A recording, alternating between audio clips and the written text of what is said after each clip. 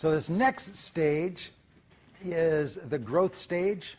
So at some point, the product is established. We get past the innovators, and we start getting into the mass market, the early adopters. The early adopters and the innovators. We start getting into the mass market, and this is where we start seeing production quantities increase, which means that economies of scale. That's for old products, not new products. Economies of scale come in, and because people are making money, it attracts competition. And as you can see during this phase, with that little blip in the profit cycle, that we notice that you make that little downturn, it comes up and then down. The point is that as profits increase, it attracts competition, and eventually competition will erode some of those profits. So during the growth phase, you kind of see the profitability peak, but it's still a profitable product.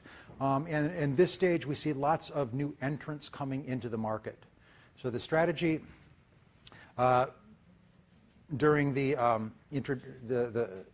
growth phase is to differentiate. This is where we start doing market segmentation. This is where we start positioning the product based on certain attributes, but the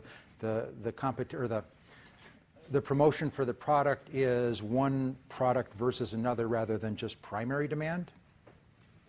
And there's kind of a tweak in the system or a bug in the system, and I have it here just kind of as a little thing. It's called the development gap.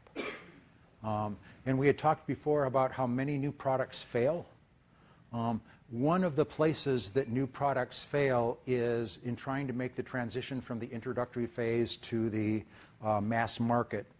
They call it falling off the cliff or falling into the development gap. And the idea is that during the introductory phase, you're dealing with the low-hanging fruit, with the people who are actively seeking your product. They're very forgiving because they need to have your product. But when you get to the mass market, they're going to be less forgiving.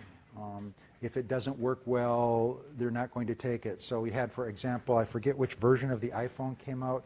Was it the 4? Where people were lined up around the block as usual to buy the phone, and then the next day Apple lowered the price by $100. And how would you feel if you had stood in line to buy a phone and the next day you could have got it for $100 cheaper? I'm mad that I stood in line and then I didn't know they lowered it. Yeah, I stood in line.